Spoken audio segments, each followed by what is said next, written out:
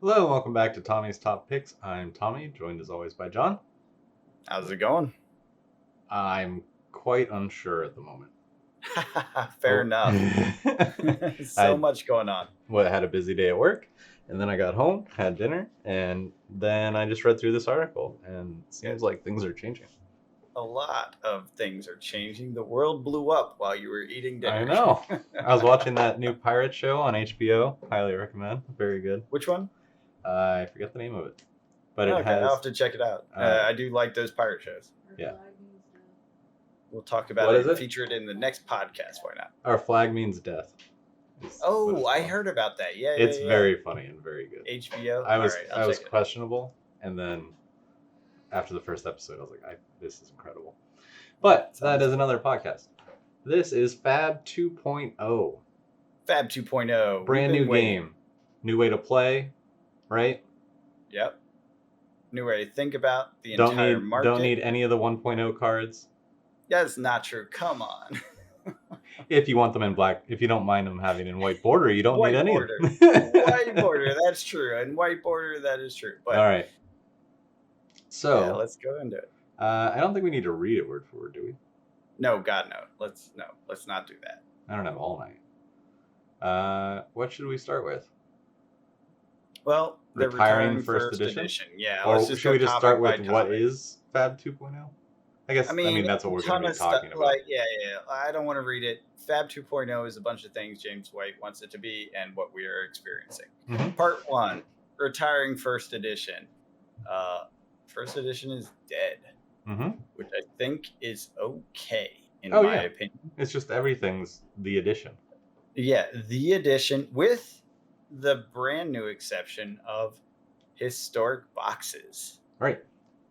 Twice a year, filling out the collection, things you need to play, but also realizing that there's a ton of stuff that isn't all that valuable that you want to get as a player that aren't really the collectible things. That's what I'm seeing from this, right?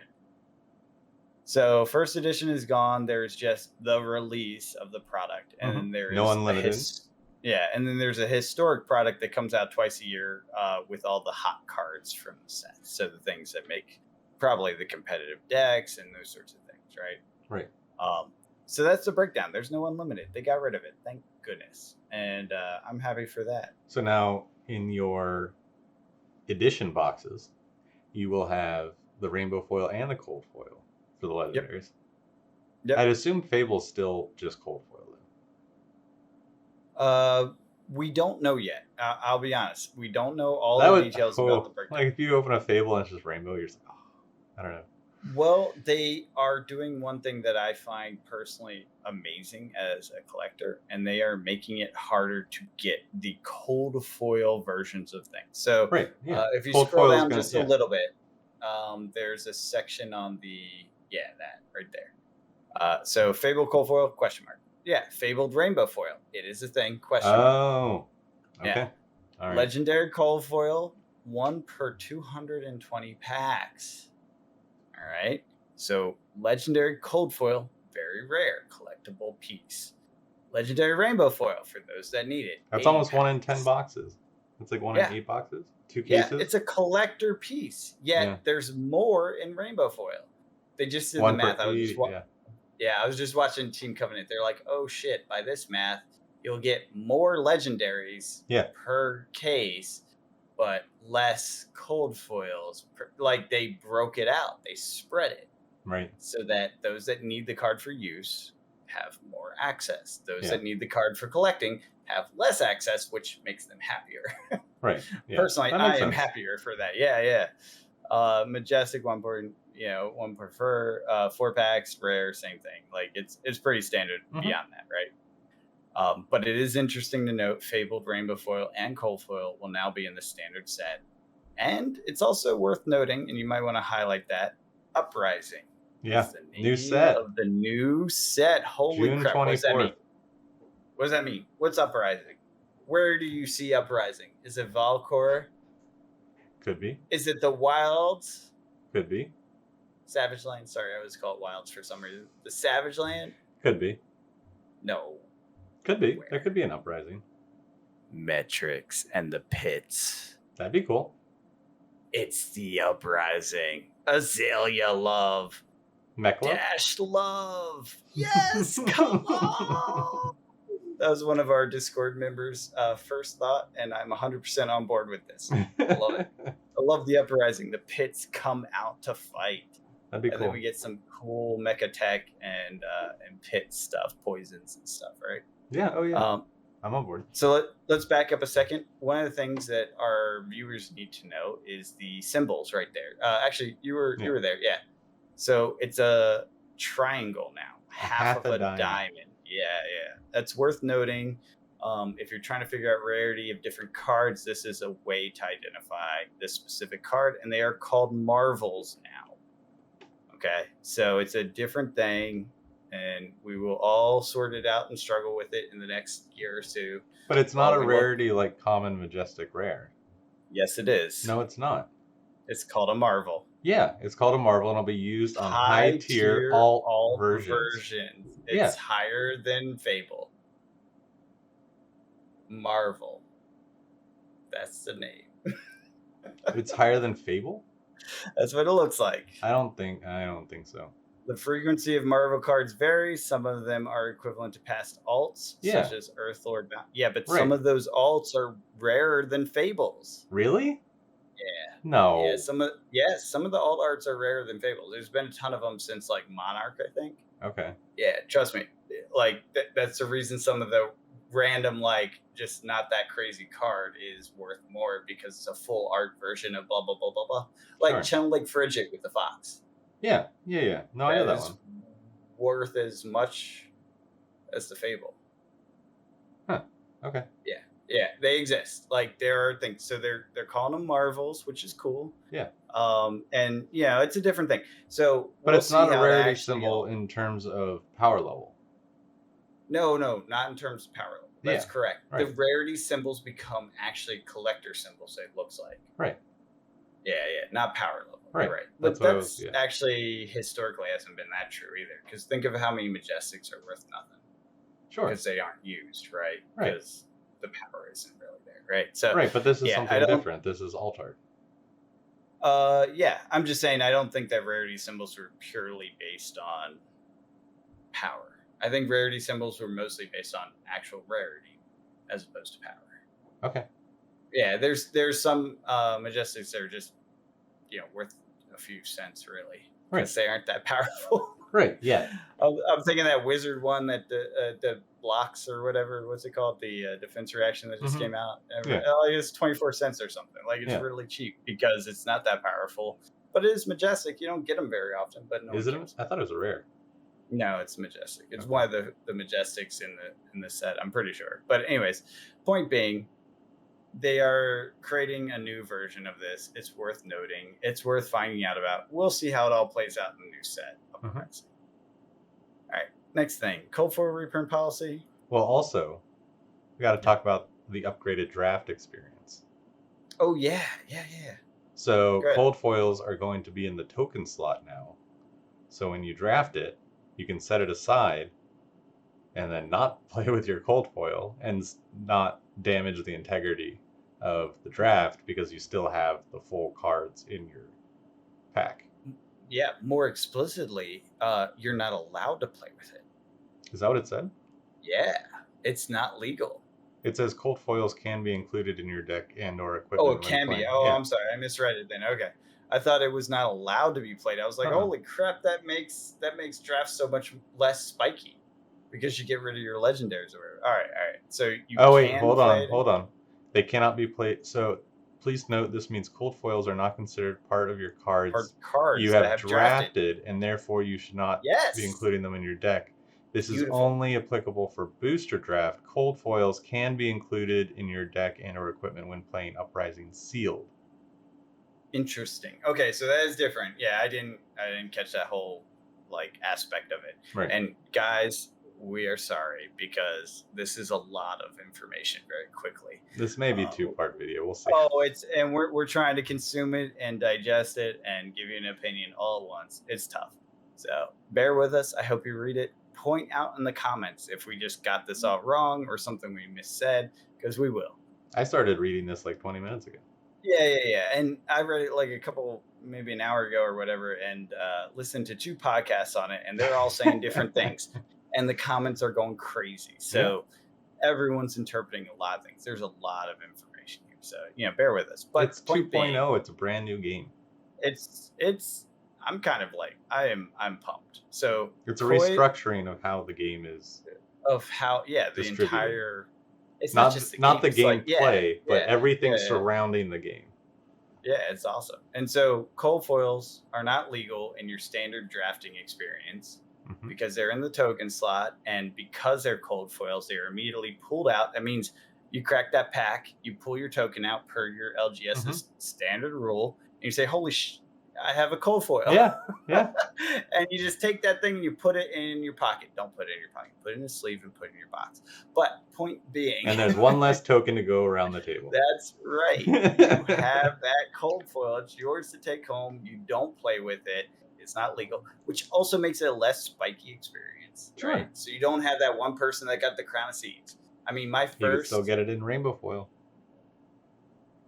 That's true. Tommy, you just hit something. What? That's how it's always been. Is that won't be in the token slot? No. Oh. So you'll still have the legendary spikiness to a degree. Yeah, you just won't have the collector cold foil. I don't want to play with my cold foils. It's too shiny. That's gorgeous and beautiful and full of money. Cha-ching. Yeah. All right, cool. I dig it. I mean, I see nothing wrong with any of this. No. It's cool. I'm down. It's pretty fantastic, yeah. I didn't even think about the rainbow foil. That actually makes a whole big difference, because that means, and because they're more common in rainbow foil, more people actually get them in a draft experience. Oh yeah, no, in the drafts now that we have, we never, like, almost no one ever drafts legendary. Never. Yeah. Now it's gonna start happening. It's gonna happen. We'll see it every month or two. Well, I mean, if you think about it, we're pulling like 12 people now at draft. 12 times 3, 36. Yep. One every 3 weeks. Yeah, it's over a box. Yeah. I mean, there's definitely going to be a cold foil pulled each night, but it won't be a cold foil. It'll be a rainbow foil legendary. That's what we'll see. No, what I'm saying is there will be a cold foil pulled each night, because it's 1 in 24. Oh, shit. Yeah, you're right. Is that right? So there could be 2 pulled in a night.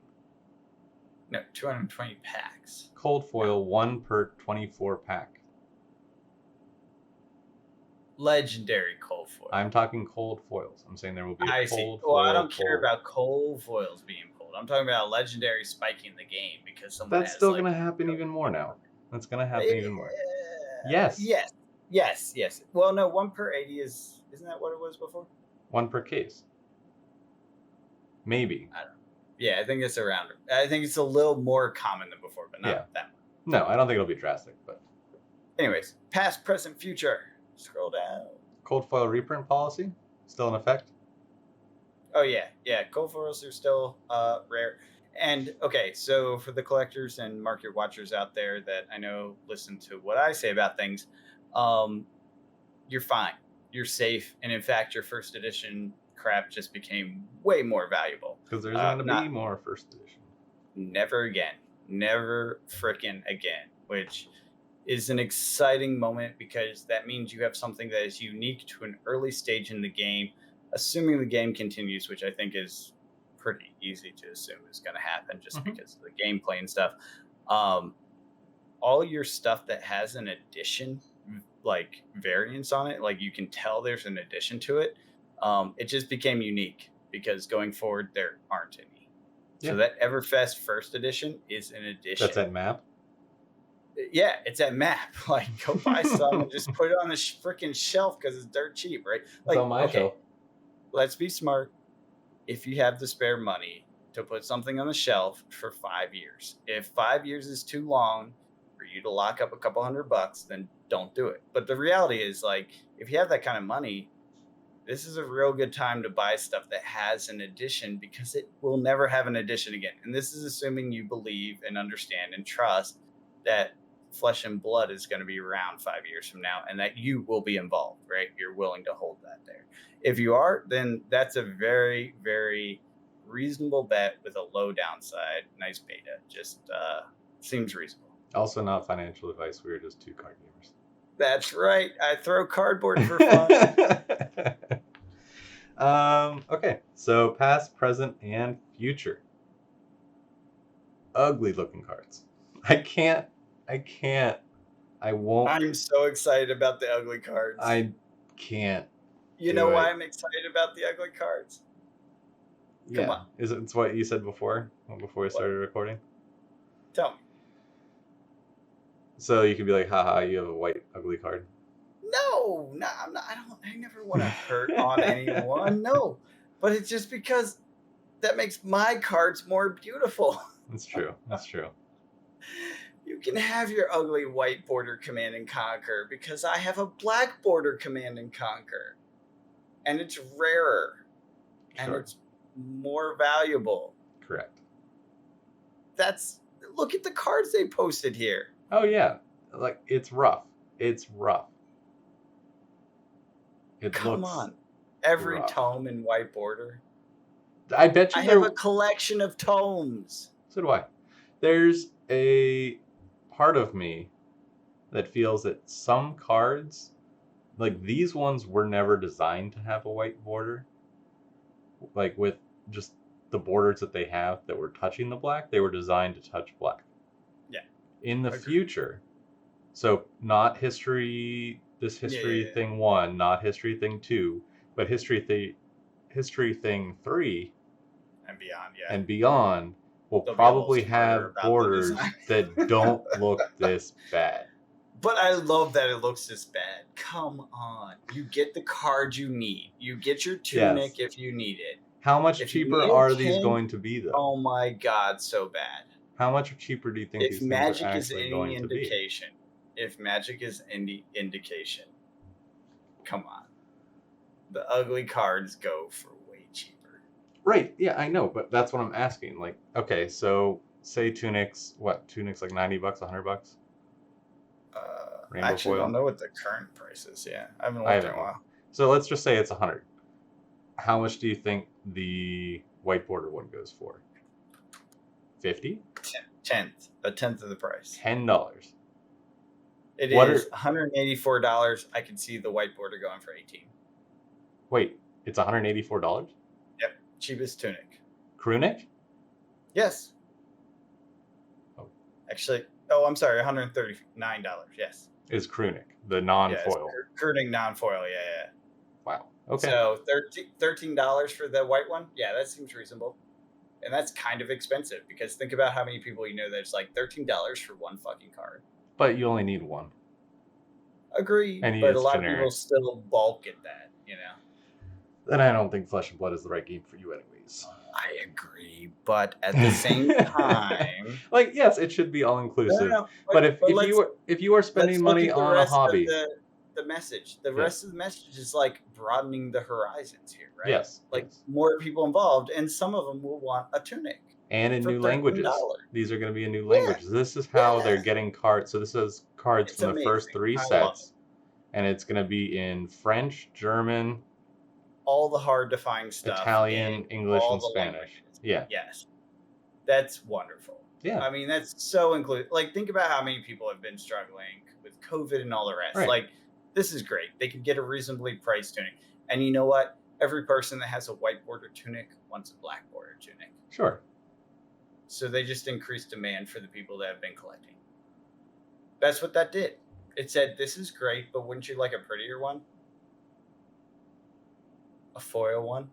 Sure. How many times have you ever had a card and you're like, I'd like to bling this one out, especially my equipment that's generic that I use in every deck? I did do that with the Tecla cores I ordered. See what I'm saying? Like, it's a thing. It's a real thing. They just increased the value of the collectibles market right on the spot. They did it. Some of this stuff is going to be garbage. Like Dorinthia Ironsong, I don't know that the white border versus the non-white border is that big a difference. No, it's tokens. Like, yeah, I was gonna say it's not right. No. So I think there, and if you look at, I think they released a. It might be in the other article, the breakdown of the packs. Yeah, that's what There I was are curious. commons in there. There Yeah. are So commons that's what in this that's what I'm saying. history set. Yes, yeah. So there's stuff that isn't, because my original thesis or thought process was like, if it's rare and above, then this is gold, right? But you know what this actually It's is not. that Team Covenant said?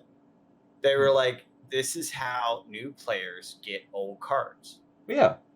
Yeah. So you need the commons in there, because guess what? They can't need buy commons. WTR because WTR is now out of print for 4 years. Right. So this is how you get 4 years, WTR. you'll still find WTR Unlimited. I doubt it, actually. I know what you're saying, but like, you see what I mean? It may right? be. Eventually, It may. Okay. that stuff It may is hit now back gone. MSRP. It's just gone. And remember, we have a non-cycling card pool. Yeah. So some of that stuff will be important. I was nervous that was going to be part of 2.0. No, Well, tell me what made you nervous?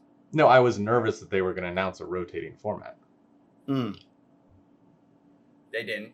Right. It's a non-rotating format, and they're building for that, which is super exciting and a little weird and very interesting. I mean, I personally like the way they're going about it, especially with the ugly white borders. Let the new kids play with the ugly stuff. Yes, and then when they're 100%. totally in, they can 100%. buy into the stuff that's actually worth a damn because it's long term. Correct. I love it. I love it. This is how Magic used to be. I mean, I know some of you guys weren't around at the time, but there's a point where like border color mattered for your own prestige within the game. And like 20 years later, it matters even more. It matters even more. I just hope this doesn't bring out any toxicity about it, though.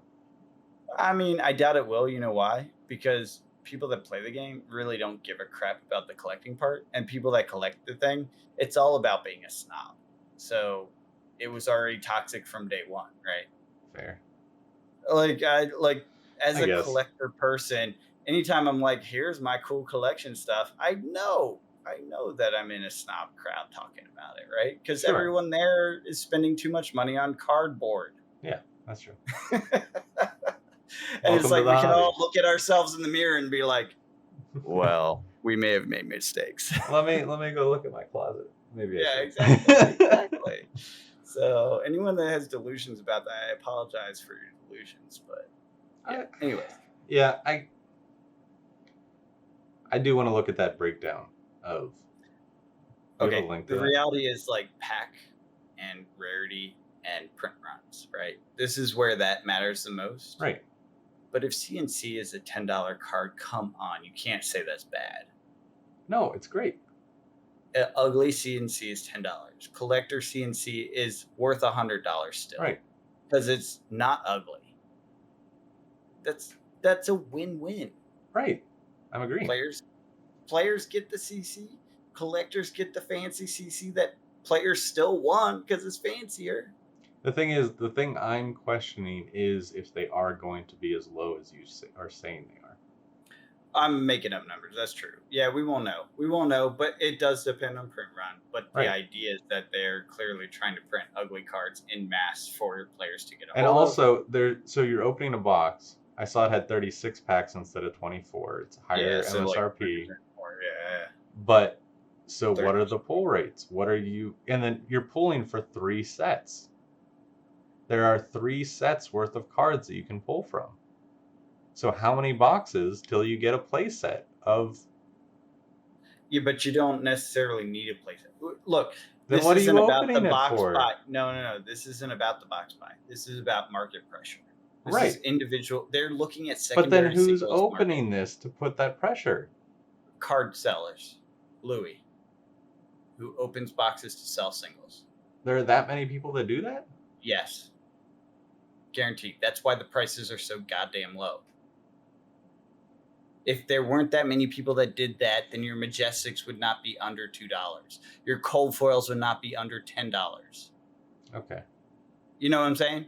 They are under that price because there are a lot of people who are somewhat invested in this game enough to buy boxes, open them, and put the singles up. Sure. Well, yeah. Like, it's a headache. I have a singles shop, right? I have it. Yeah. And how often do I do that? when there's hot cards. That's it. Yeah. Once every 3 months, I put cards up. That's me as a hobbyist and a collector. The people that do it pro, this is why the market prices are dropping. Because people are doing it pro. They're opening 80 boxes to get the Fable to get $200. And they're happy with $200. That is happening literally with Everfest. You can see it live. Well, if you watch my market updates, you see it live. Right. Are they going to be opening this though? With the lower return? I expect so, especially in the beginning. Because think about it, that first CNC that comes out, that shit's worth $100. White border or not, it's still worth $100. It's not until the market equalizes. So on release day, yes, people will be opening masses. And what does that do? Create volume, which is supply. What does that do? That decreases prices. It's supply versus demand. That's it. Yeah. That's the way it works. Now, the hard part is the break ratio. Are we looking at Command and Conquer 1 in 80 boxes? Or are we looking at Command and Conquer 1 in 4 boxes? Or are we looking at Command and Conquer 1 in 3 boxes? Right. Or are we looking at Tunics 1 in 3 boxes? Yeah, we don't know until we know that number. Until Louis does his price breakdown for a box, right? Like in the rarities and all that stuff. That's going to be so much harder to do. No, not really. I mean, it's the same math. It's just you need to open a certain number of boxes to get a statistically accurate number. But the reality is, if Tunic becomes super common, if CNC becomes super common, it's been printed in 3 sets and Gregorian Tome and all these other things that are sought. Like, think about it. How often have we heard a Findel Tome, right, is too expensive to buy? I've heard it at least 10 times. I need that card for this deck, but I don't want to buy it. It's $30. That's also people that don't know why they need it in their deck. Oh, they do actually, and it is needed in their deck. But the point is, it's $30 for one piece of garbage cardboard that may not be valid tomorrow when the meta changes. I didn't know what I'm saying? That much. I have a whole bunch of it has dropped. No, it's down like 14. Yeah. But the point was, when this time happened, I heard people like, I can't bring myself to spend $30 for a single card, which in reality, why are you spending $30 on a single card? Yeah, John, unless you're a collector. Unless you're a collector. You shouldn't. If you're a player, don't spend $30 on a card. Come on. If you're pro and you're sponsored by Nike of FAB, I don't know what that is, but sure, spend $30 on a card because you want to be the best of the best and you got to get the latest, and that's fine. But everyone between the Nike sponsored competitive player, right? And the generic, I just picked up my first Blitz deck. Like, those people don't need to spend $30 on a card. They shouldn't. And I agree with that. Historically, I've been a little bit hesitant on saying something like that because, frankly, the more I say that, the more it hurts my collectible part. But now it's flipped the script. It said, let all the players play. Let them love this goddamn game for how awesome it is, because it is awesome. Yeah. Get into it. Love your Tunic. Love your CNC white border. Love your Tome. And then realize that it's a white border Tome and there's a really cool looking one. And you've been playing for 2 years. There's a black border. And now you want to get competitive. And you want to flex on your friends. And you want to... you see what I'm saying? Now you are committed enough where it's worth spending $30 a card. Right. Day one, if you're spending $30 a card, don't do it. Right. I'm telling you this as someone who is very deeply invested in this game, who loves this game and thinks everyone should love this game. But at day one, if you're I remember my day one.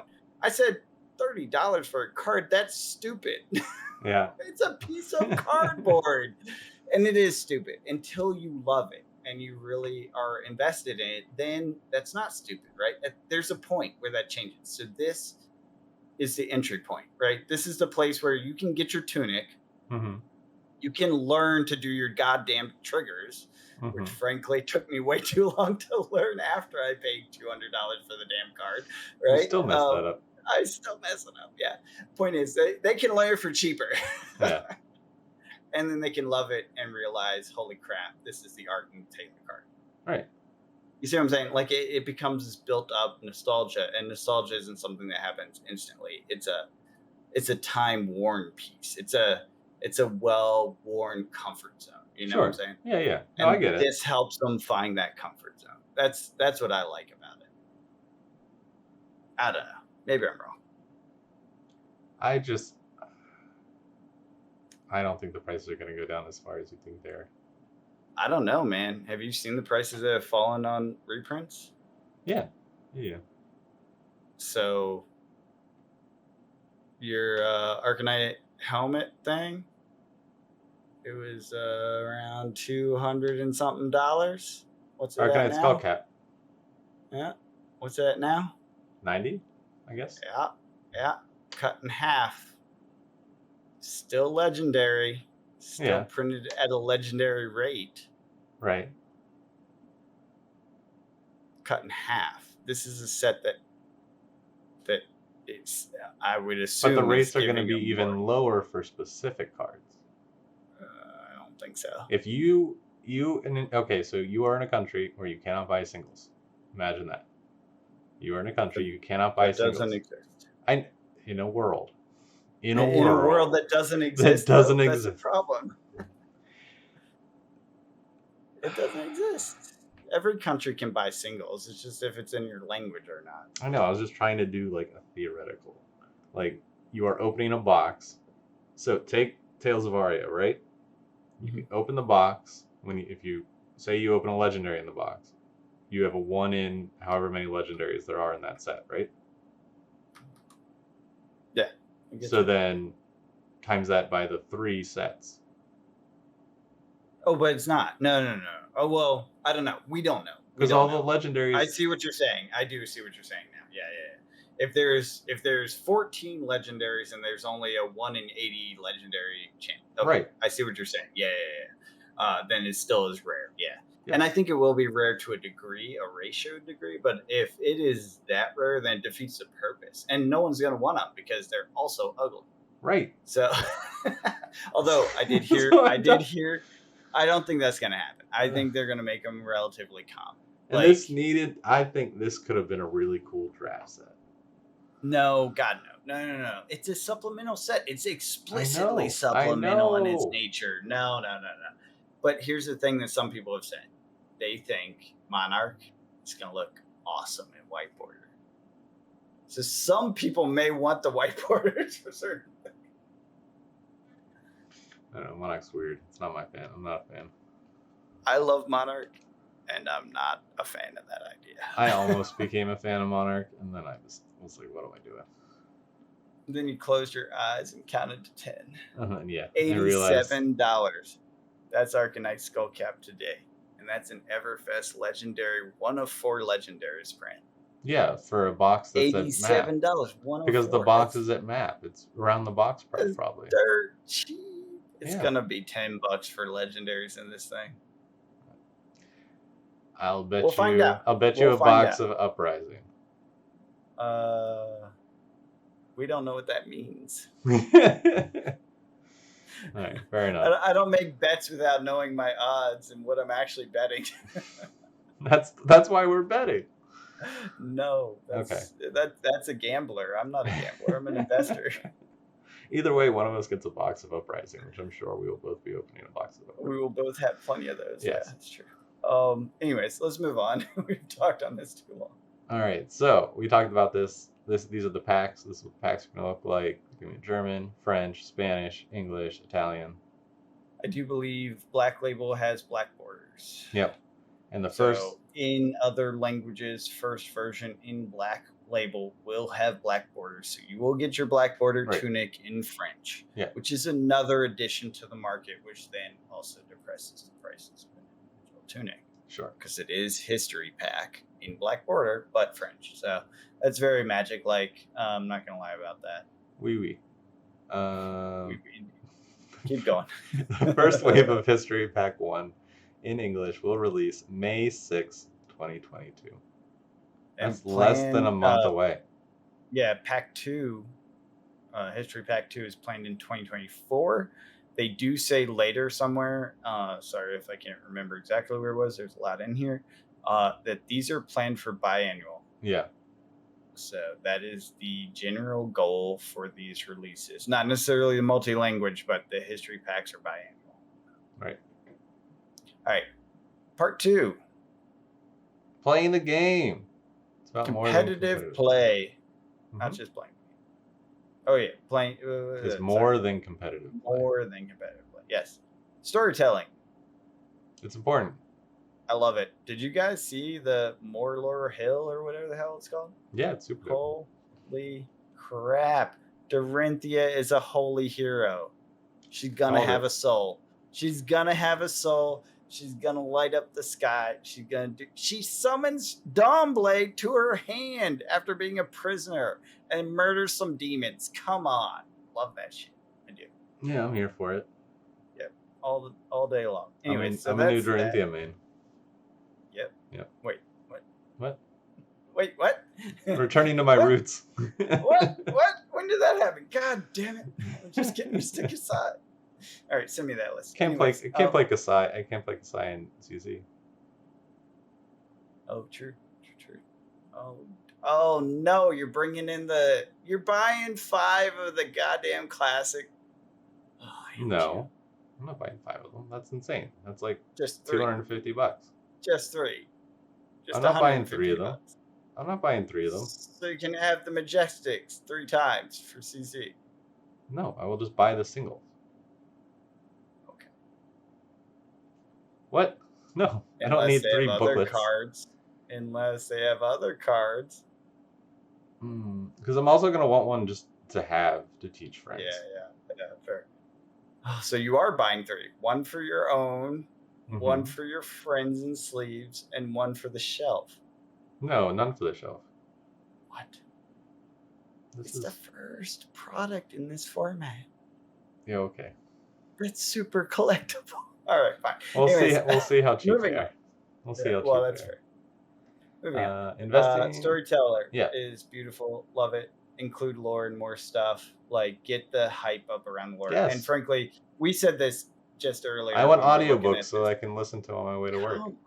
Like, that was amazing. When I saw that, I got so excited. And there's nothing to get pissy about, which, frankly, I feel like the community does too often. Yes. Like, it's just fun. It's just fun and enjoyable, like, context of what we're doing.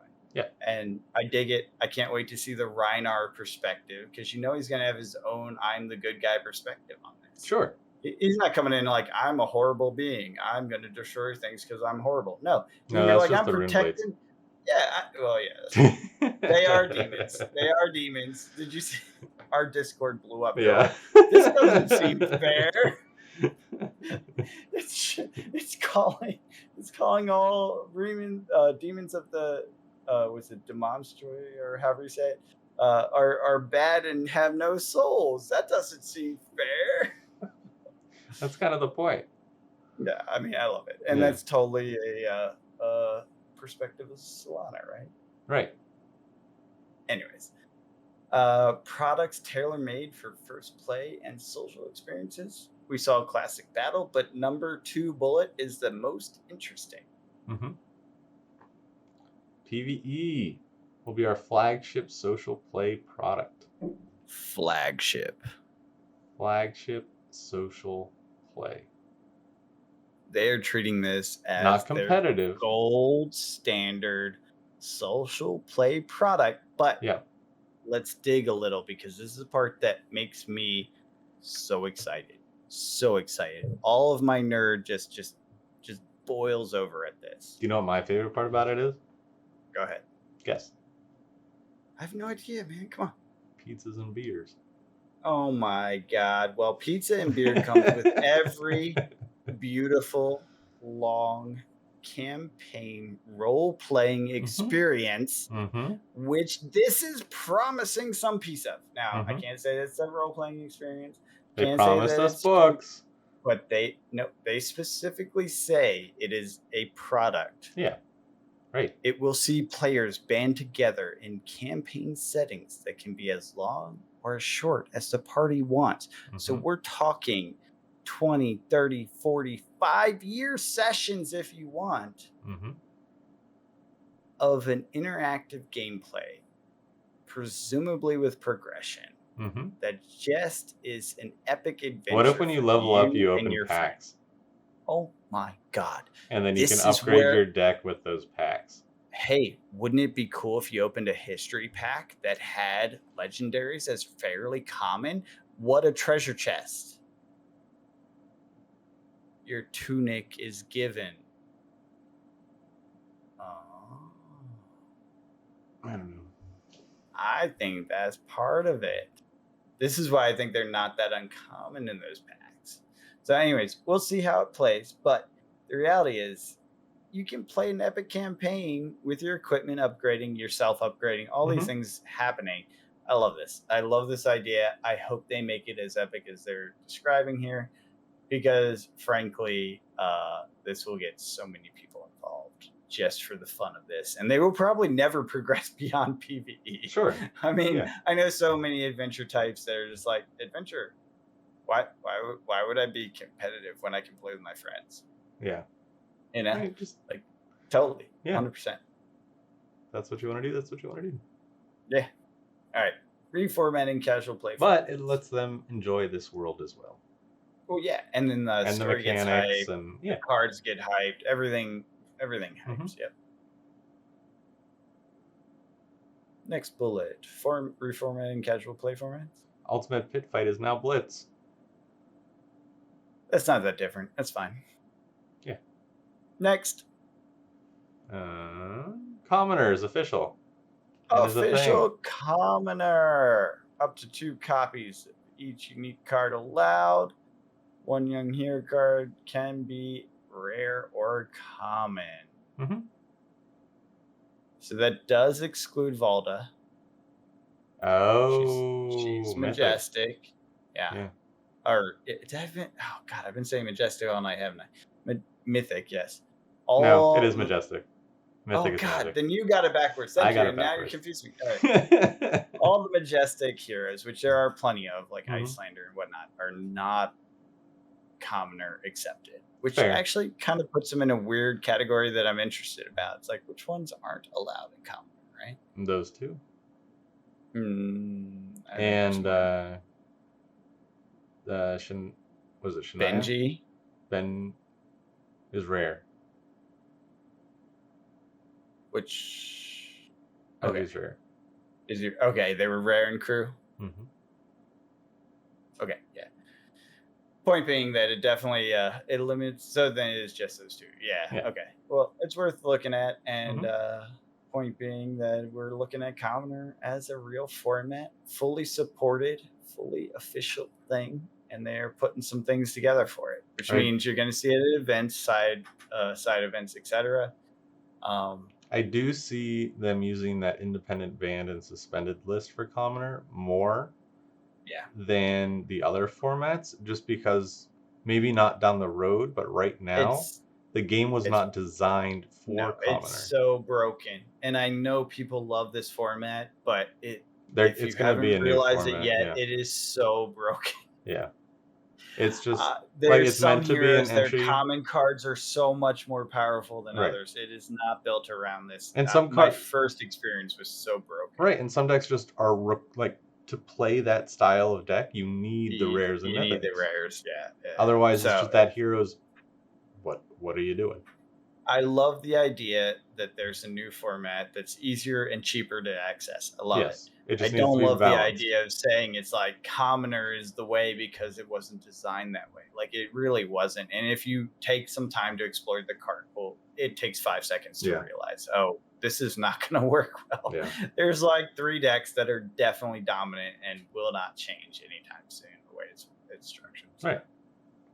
But it's cool that it's growing. I mean, this is a thing that should happen. I mean, I love it. And especially with the perpetual card pool. Right, exactly. The commoner pool just keeps getting bigger. All right. Reviewing rules enforcement for casual events. Yep. We're looking and developing 3rd type of rule enforcement level. So casual stuff has its own rules. Armory, pre-release, skirmish. Blah. Amazing. Wonderful. Pro Quest, Road to Nationals, etc. and above will be a different rule set. Wonderful. I like it. Yep. Armory should be easier to play. I think our shop does that very well. Yeah, we do it our way. Elo. Yay! Yeah, basically. This is exciting. So my understanding, and I'm sure we'll find out more in later days, but my understanding is Elo is a ranking you get by playing in Elo rated events, which is anything ProQuest and above, if you think about it that way. And the way matchups will go is somewhat tied to Elo rating. So your first game in an Elo rated game will be against someone with a similar rating. So the best of you move forward at a very fair base. Whereas currently, because they didn't have an Elo system in place because they didn't have enough Elo rating to do so, you could be playing against a top player, which is what happened on my ProQuest. As a low-level player that had done nothing at the competitive level, I played against the person who got 4th place in the local Battle Harden, which was one of the larger events of the region, as my first game. And I got my butt whipped, which is fine. Like I didn't mind that, and I wasn't going there to win anyway. So I was having fun all the same. I learned some stuff. But the reality is, like, if I was going there to win, and I'm low rated because I'd be mad. and then I play against the top tier of the entire country because that's just how it randomly is assigned, like you automatically are set back because of the win-loss competitive structure, right? Right.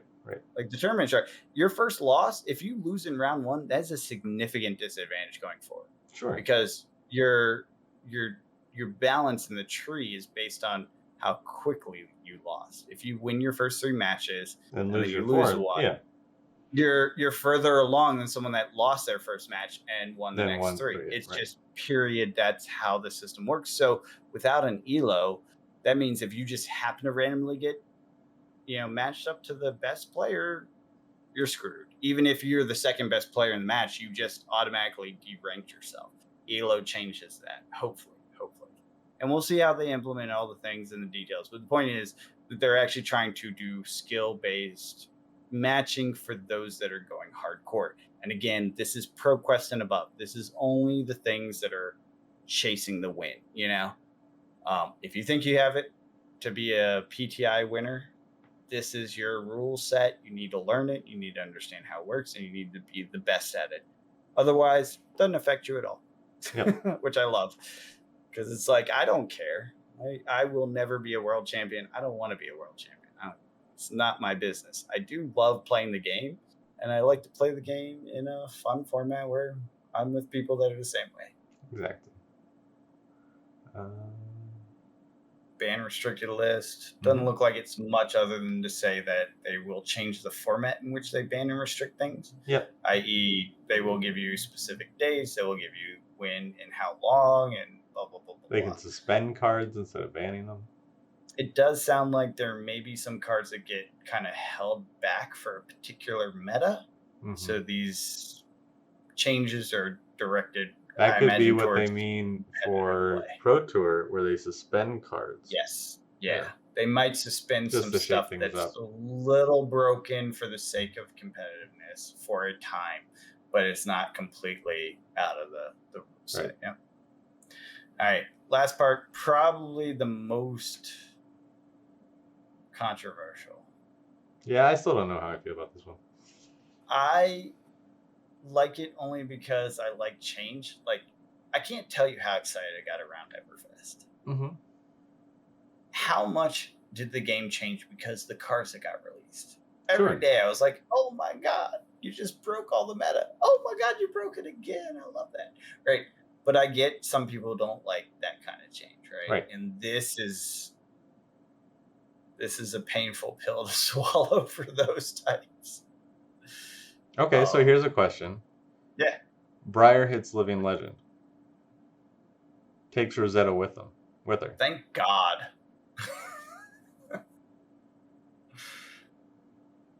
Think about what that does. Right, Briar, that's what I'm saying. I love that. assuming Chain isn't already living legend, assuming Vis isn't already living legends, they have to figure out a new path for themselves. Right. I love that. Figure out how to play without Rosetta Thorn. Get good. Stop relying on the cheapest bullshit. That's the way I look at it. Because, all right, this is the thing. All right. Let's take a philosophical step back. For me, the thing I enjoy is a fun, competitive game with people being creative and creating new ways to play the game. That's what I find the most compelling. Right. I dislike, personally, the person or the people, and I've done it myself, so I dislike myself in this regard, that just find a list online, have no idea why it's good, put it together, play it, and then presume they're just the best because they chose the best deck. This forces that to change. And the reason why, Rosetta Thorn dies. Teaches you a language. And then you kill the Rosetta Thorn with that language. And then when that dies, now you have to actually think again, right? It requires an evolution in thought, which gives a new meta. Or it allows you to take a break for a week and then find a list of someone who did it the next week. Those people aren't going to change. There are people that just, and it's no shame. It's just a different way of playing. No. I think it will make it change, because guess what? The people that are playing that are really used to your Runeblade, and Runeblade just doesn't work for the next two sets. Right. That's fine. That's great. Get creative with Teclocore. But there are a lot of people in this game who just main a hero. Well, I mean, if they just main a hero that can only use one weapon, then do they really main the hero? No, they can't just use one weapon. They can use other That's weapons. What I mean. Like, if you're maining Vis and Briar LL's out, and you no longer have your sword, and you suddenly can't play, are you really a main Vis? No, you still no. Hyper. No, those players. I'm talking about two different people. I'm talking about two different kinds of people. All right, explain then. So there are the people that just go online, they find the deck. It doesn't matter what character they are, what hero it is. They just want to play a good deck. And so they play that. And then there are the people that play, let's take Briar, for example. Say you're a Briar main, and you just play Briar. Or no, that's a bad example. Yeah, say use Vis as an example because it uses... Yeah, right. So say you're a Viscerai player, and you still have Nebula Blade. Yeah. So you just figure out something with that. That's my point. But it also... I like that.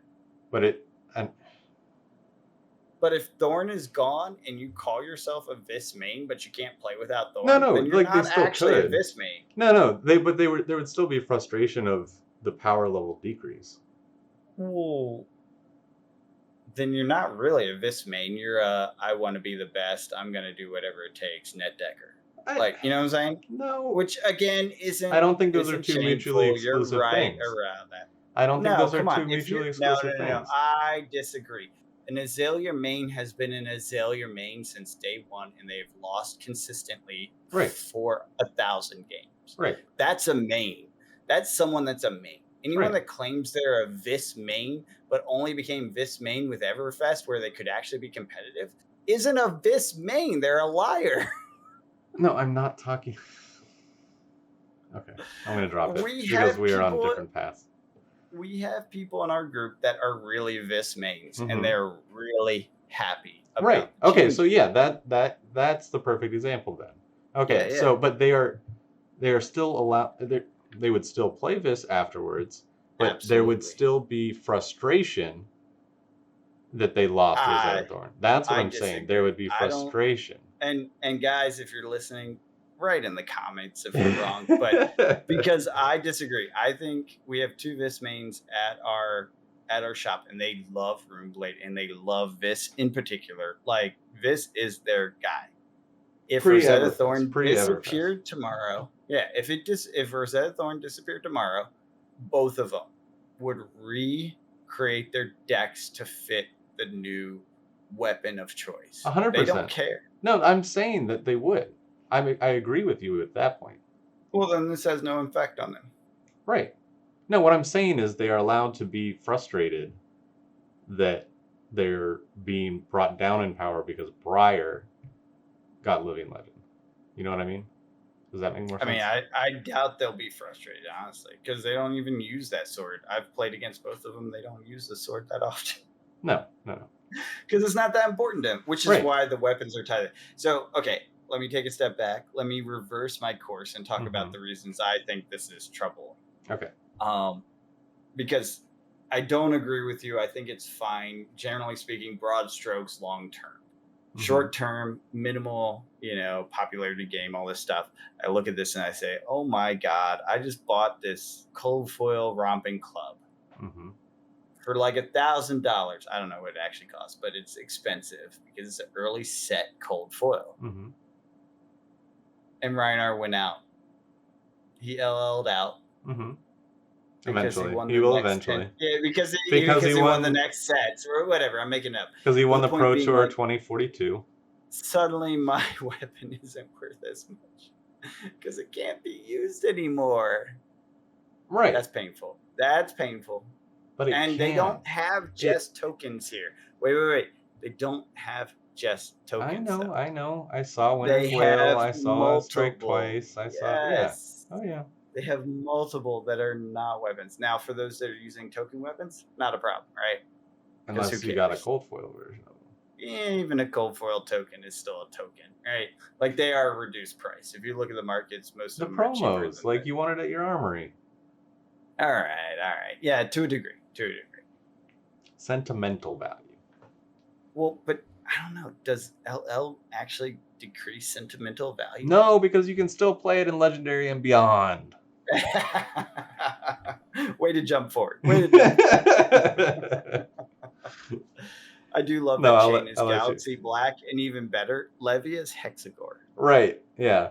No one plays it. I have a cold foil Hexagore, everyone. I love Hexagore. I don't ever want it to go LL, but no one plays it. Yeah, you don't have to worry about it going. You don't have to worry about it that going. It will forever be in the game. It's amazing. Anyways.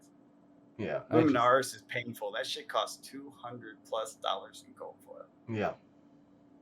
And that is not even the token. I know.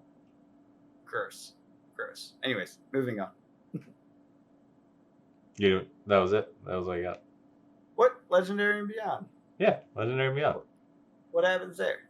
Oh, no, I thought I was just talking about this whole... the weapon goes away with the... Okay. Legendary and Beyond. Vintage. Legacy. You can play all the cards, all the heroes that have been... It's a new format. Yep. Like Classic, Constructed, and Blitz, but just you can play with them, the ones that are in Limited Legend. They're hinting because there isn't any. Teasing that they want it to happen eventually when a critical mass is met, which I think is fine. Obviously, people will pick it up long before LSS does. Reality is we have to get to a point where there's more than 2 heroes, at least I would imagine. Right, because it's featuring only the best. So you can't play all heroes. You can only play the ones that are Legendary and Beyond. I actually kind of like the idea of a product that's called like Epic Battles, and it's literally a reformatted new card printed deck only available for Living Legends. That'd be cool. So you can have like Majestics that are just gross. They basically became epic demigods. But does this become the snobby, like super expensive format? And then it doesn't have to be. No, it doesn't have to be, because you can make it just as cheap as Classic Battles in a product format, while also What I'm saying is, that's only available for them. What I'm saying is, will the community make it that, and then they wouldn't make if they don't make that kind of product. If they make that kind of product, it would diffuse that. Right. Yes, it could be otherwise, because it's like, oh, look at my cold foil Bravo. But those would all be in white border, right? It could be. You know what I'm saying? Like there's a lot of ways to approach it. And Pokemon. So here's the thing. Let me. Oh wait. Before you get into something else, we have the adventures with the epic campaigns, and something I don't think you've ever experienced is when you play a D&D campaign for like years and years and years, your level progresses, your character progresses, and then you get to this point where you're basically a god. Yeah, I did that in high school. Living Legends is this point where this character has basically become a god. They're too powerful to fight in mortal combat anymore because they're immortal, essentially. Yeah. And so you could give them powered up cards. This whole version of the game could just be like Demigod Bravo. All the elements. 60 plus health. Light and shadow. You know what I'm saying? Like he brings in the power. You know what I'm saying? You could do some crazy shit. He has, God forged armor, a hammer of ridiculousness. Like you could do a lot with it. That would be a lot of fun, and people would totally dig that shit. 60 health. Yeah. And granted, they may just say it's all the cards that were available. But I feel like that's missing an opportunity. It's a living legend. He's an epic, beast of a dude, and you should have multiple of them out there slinging stuff at top tier level. Mm-hmm. Not a competitive version. I don't think this is something that, and maybe it is, but I don't think it's something. I think it's more a flavor and fun thing, right? Oh, for sure. Yeah. If they make it a competitive tournament, living legend tournament, I don't know that I'd like that. That's just too much. Right. Well, now that they have the white border, what I was going to say is Pokemon will put out Battle League decks, and they've put out Champion decks, and I think it would be really cool if they took like the top table, like the top 2 at the first Pro Tour, and sold that as a classic or elite battle. All right, yeah. I but then instead of, so the cards, they wouldn't be, you could even, like Pokemon sometimes makes the cards not legal for tournament play. So you can't just buy the you can buy the deck and play it because it's like $20. Yeah. Like you can buy the deck, you can play it online, you get the code to play it online, and you get the physical cards you can play with at home. But you can't play with those cards in official sanctioned events.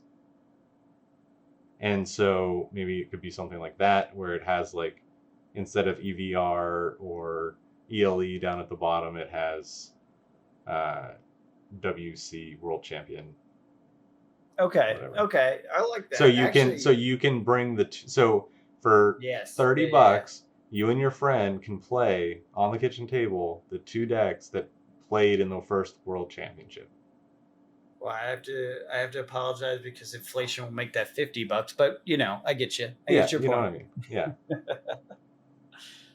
Yeah, no, I actually like that. 8.5% is a hell of a thing. What's that? 8.5% is a hell of a thing. I know. This month. Month.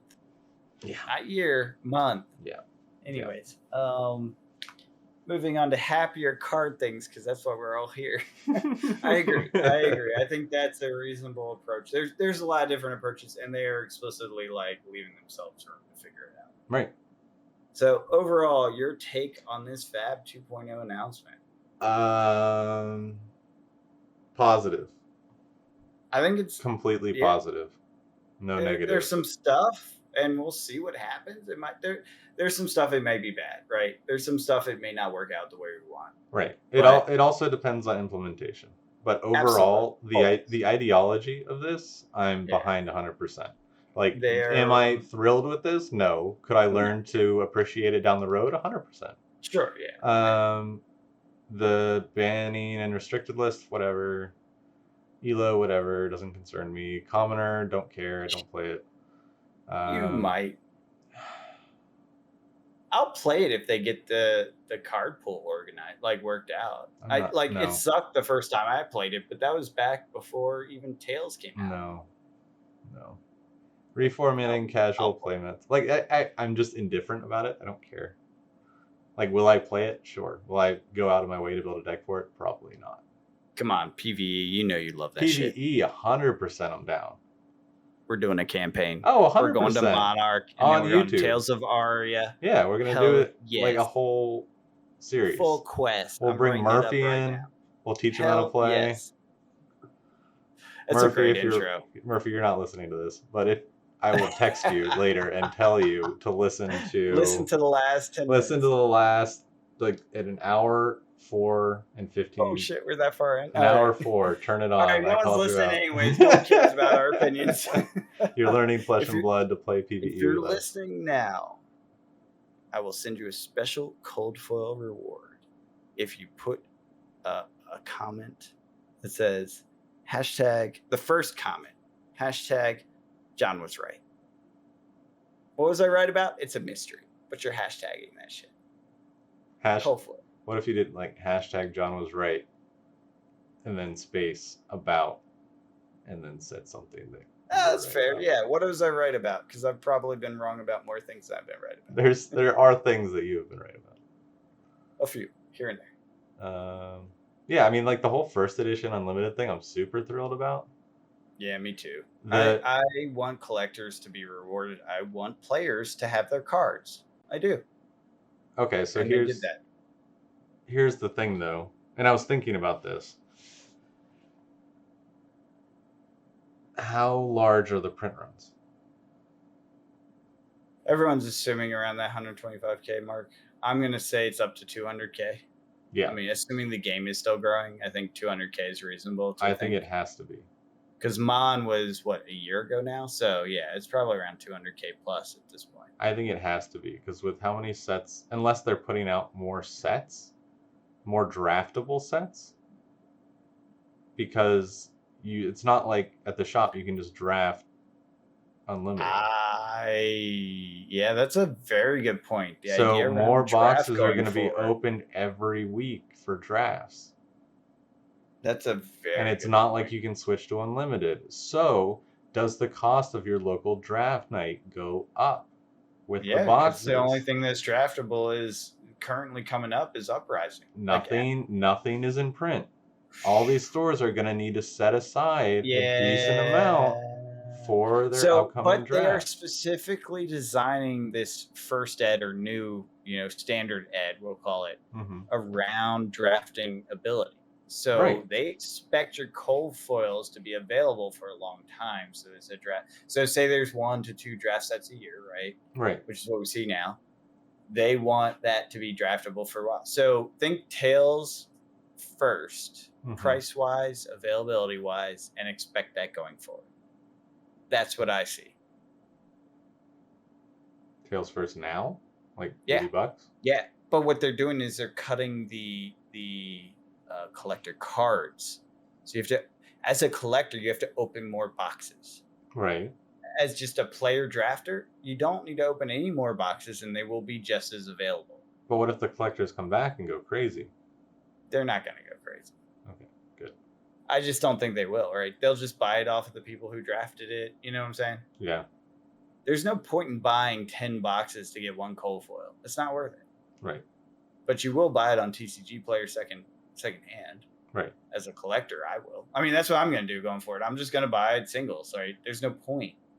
Unless they come out with a set that's just fucking gloriously amazing and beautiful. Okay, I'm not going to lie. I will buy cases every set. All right. I was waiting. I was like, when do I call bullshit? Yeah. All right, I will. But, and I'm already signed up with subscriptions to do so. But the point being, like, beyond that initial surge, there will be plenty for quite some time. Just like there is with Tails, just like there is with Everfest, right? Right. Like, we bought our spike, we got our collections and collectibles, and then it's for the players. And that is well designed. I think that's a good way to do it. And I'm going to be hungry. Like, as a collector, I'll do my first wave. I won't have everything. I'll be like, God damn it. Right. And then I'll go start buying the secondary, which makes it more valuable for the players later. It makes them get something out of the game because I'm out there looking for that 1 card I didn't get. Right. By the way, Aetherwind, which I got for like $70, is over 100. You know why? You know why? Because it's rarer than the others. Pulverize? Yeah. Huh. That's why it popped. Somebody figured out the math on it, which is why the market popped, but they pretty much confirmed it in here as the super rare saw that thing. Yeah. So I was like, oh, they're calling that out. Anyways, I have one of those. Yeah, I bought one too. You got one randomly because you always get the random rare things. That's not true. Never even gotten a Fable. That's not true. I've never even gotten a Fable. Cool. Well, we've rambled for a lot. I'm sure we'll have a lot more opinions on the podcast upcoming and upcoming videos. But anything else before we sign off? Nope, that's it for me. All right. Well, until next time, enjoy the day, and I'll talk to you later. Have a good one.